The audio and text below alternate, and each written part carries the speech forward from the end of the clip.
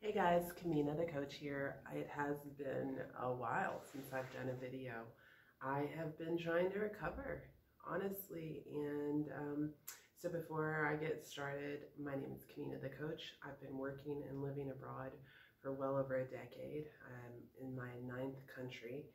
I was forced to move back to the United States in 2020 due to COVID, where I threw myself into some adoption trauma work and early childhood trauma work. I've been working on myself for over 2 decades. So this channel is just a place where I share a little bit of all of that, how to live a better life, how to work and live abroad as a professional, and how to work through early childhood trauma and adoption trauma. So I think that if you're a really sensitive person, um, you feel that there's a lot going on in the world right now. And certainly if you are very sensitive, you are likely struggling and suffering similarly to the way that I have been. I have felt um, literally and figuratively under attack. And so I've been working to get back to myself, and I feel better than I have in a long time. Super thankful as an energy worker to have an energy worker. I've mentioned her name before, I'll mention her name again. Tara McCamus, Elevated Energies is her website, and my actual GP recommended her. My actual family doctor recommended her. When we went over all of the things that I was struggling with physically that doctors haven't been able to address. So anyways, so big shout out to Tara, thanks. So this video is really, there's not going to be really any theory involved. It just has kind of something to do with things that I've come to in my life and kind of a plea to people, because I think that in our pain, I know that in our pain, we often, and without addressing it fully and without being fully aware of it, we end up causing a lot of pain to other people. And it's bad enough when it's another adult, but really, really unfair when it is a child.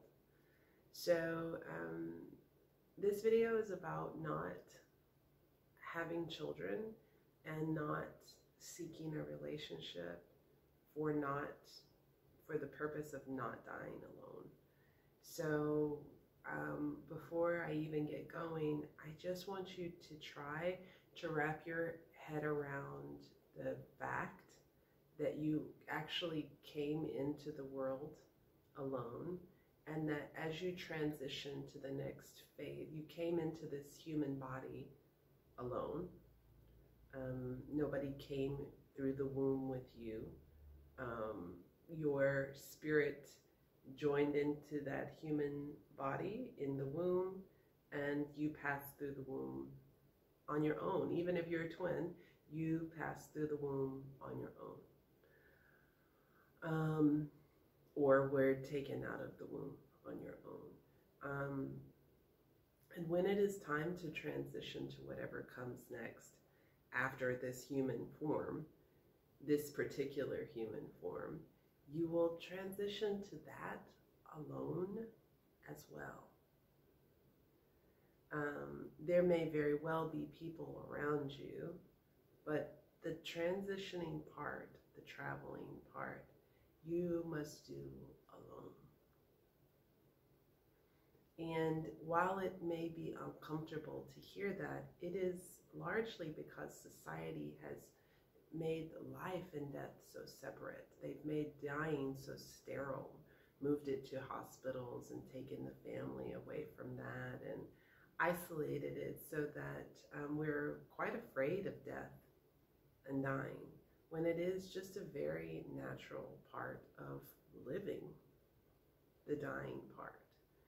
I felt inclined to do this video because I implore people often from a place of understanding, because I desperately wanted to get married and have children Well, one, to have my own family, to see myself recreated. And I think largely, so let's talk, okay. So I largely wanted to have a family so I wouldn't be alone, to see myself recreated, the need to mother, and to not die alone. So that first. So, and I'd like to implore those needing to mother.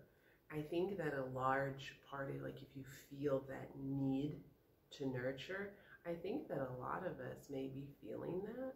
Just my speculation. I've not heard any experts say it, but I am fairly connected to source, and I think that there's some real truth to this. That if you feel the need to mother, you probably need to look deeply inside of yourself for that wounded inner child who probably needs the mother more than an actual new physical child. And if you were to lean into taking care of yourself deeply, you would find that you really don't have the capacity to mother a new child, a new life, because you haven't been giving the full attention to your own inner child.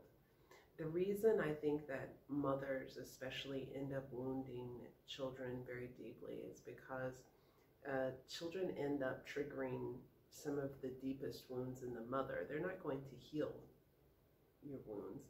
They're going to cause you to relive it until you address the things inside of you that need to be addressed and mended and taken care of and loved and metaphorically wrapped your arms wrapped around. I think that even children can spur a jealousy and frustration when a child, because a child is a child. The child deserves all of the attention and focus. But if you have not attended to your own inner child, it becomes very difficult, and you could feel very resentful of all of the attention and focus that must be then given to the child. And as a man on the other side of that, or the non-birthing parent on the other side of that, can also feel really resentful of the attention that they're not getting from their partner, because they also haven't attended to that inner child, and they need their partner to mother that inner child that they're not taking care of. I hope all of that is making sense.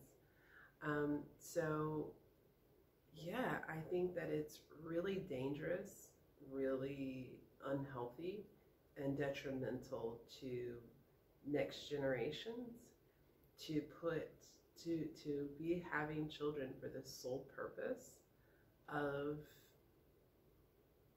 caring for you when you get older and to not being alone. So I also don't really believe that there's a truly selfless reason to have a child. So if you think about all of the reasons to have children, to not be alone, your need to mother, your need to nurture,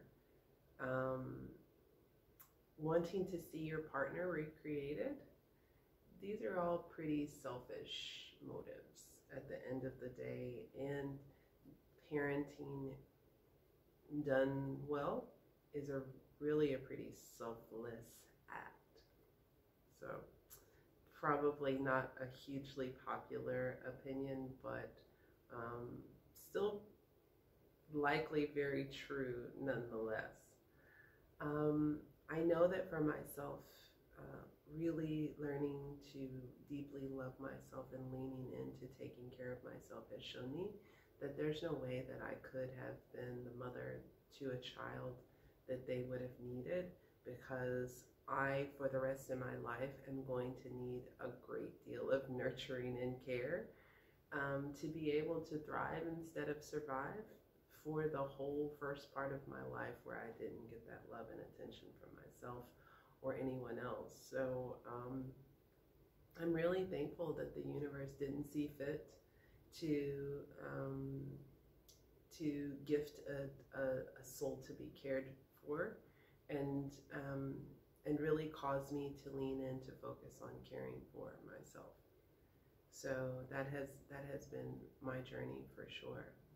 In regards to another person, I implore you to consider the fact that very rarely do people die at the same time.